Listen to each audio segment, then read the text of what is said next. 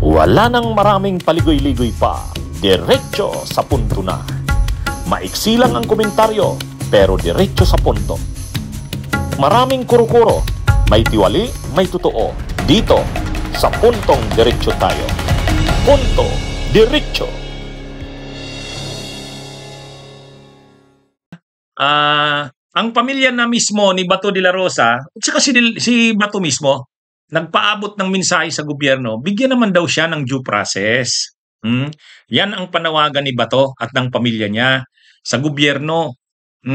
Bigyan naman daw ng due process. Pag nasiguro naman daw nabibigyan ng due process, magpapakita na daw si Bato.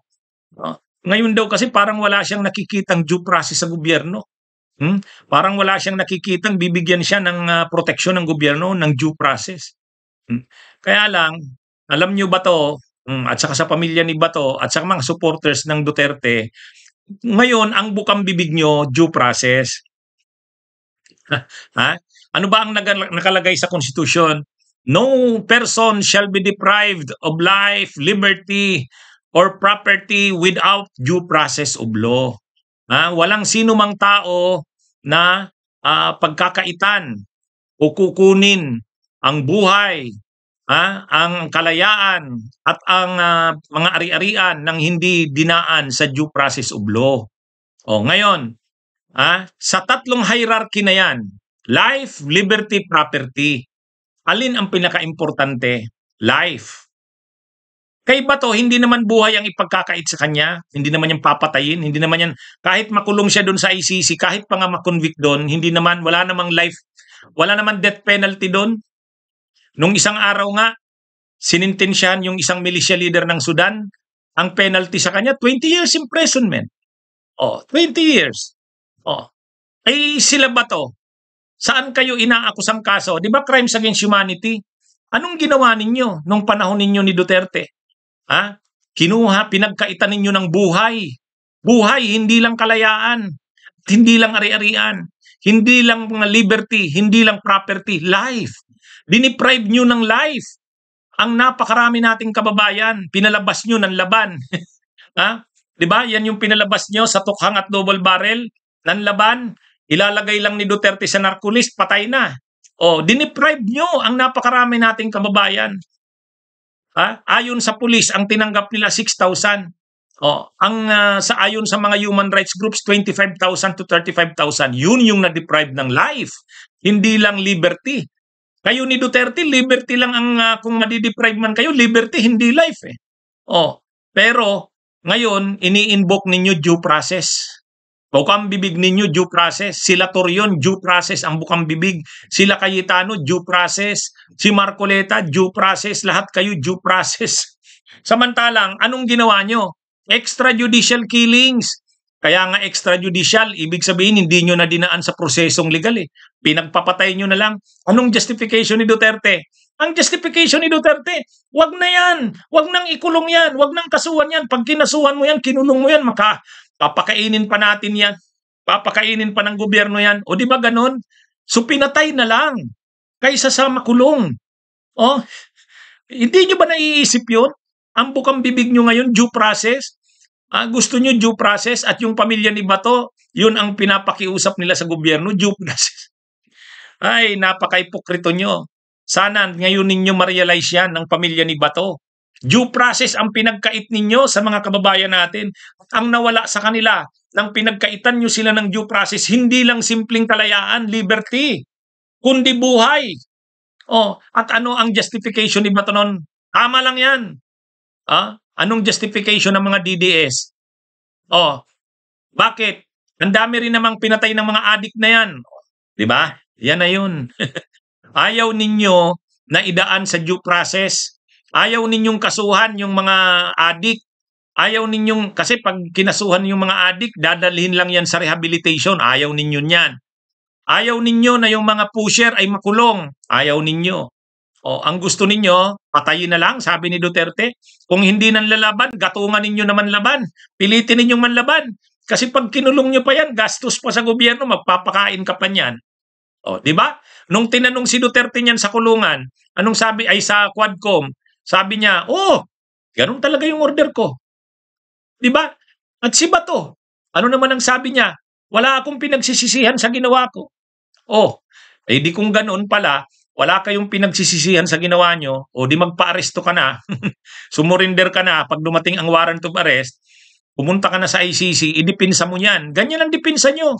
Gamitin yung dipinsa yan, na walang mali sa ginawa nyo.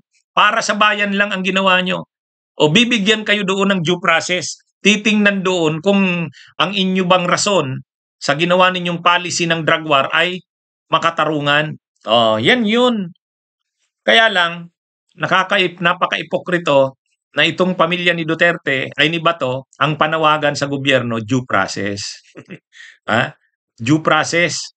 Okay. Anong dininay ninyo? Anong pinagkait ninyo sa napakaraming biktima ng war on drugs? Due process. At ang nawala sa kanila, hindi lang simpleng kalayaan. Hindi lang sila nakulong, no? Hindi. Namatay sila. Pinatay sila. Life. At yung sinasabing no person shall be deprived of life, liberty, or property without due process of law.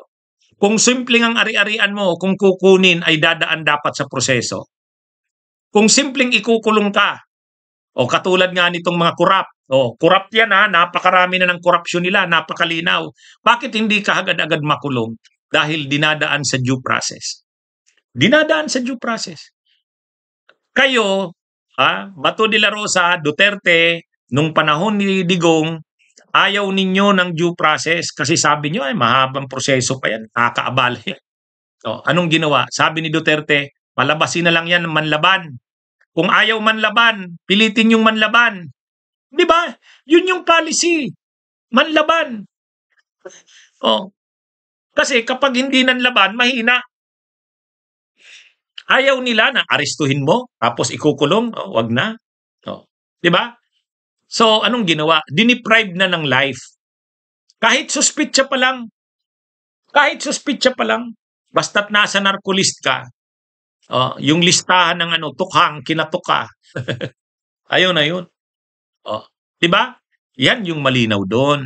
Kaya itong sinasabi ng pamilya ni Bato, wag naman, bigyan naman ng due process. Bibigyan naman yan due process. Kaya lang, dun yan sa daig. Dun sa ICC. Lilitisin yan. Ang problema, ayaw nyo Ayaw nyo madala doon sa ICC, kaya nagtatago si Bato. Tinatago. Ngayon yung pamilya nakikiusap. Ito yung mga talyado nila, si Padilla, Marcoleta, si Cayetano. Ang bukang bibig nila, due process. Naisip nyo ba yan nung panahon ni Duterte? Due process. Kasi ngayon, nakikita nila, wala na. Kahit yung pagtatago ni Bato, delikado na yan. Kasi, sinabi na ni John Vic Rimulya. Alam namin, in the past 3 weeks, nitong nakaraang 3 weeks na to, nakaraang 3 linggo, 6 na locations ang pinuntahan ni Bato. At tumutuloy siya sa mga kaibigan niya, sa mga bahay ng kaibigan niya. Yan, kita nyo? So nakikita na siguro ng pamilya, walang saysay na magtago si Bato kasi nasusubaybayan kung nasaan. Nagtatago si Bato, kita ang ulo. Kaya nakikiusap na lang sila sa gobyerno, bigyan naman ng due process. Bibigyan naman ng due process yan. Yun yung hindi nyo binigay sa mga biktima ng war on drugs. Pero sa inyo, binibigay yan. Bunyog, halikan na kasama ka. Bunyog, kapag buklod ay may pag-asa. Luzon, Visayas, Mindanao, isa ang pananaw. Sa bagong Pilipinas ang bunyog isisigaw. Bunyog, bunyog.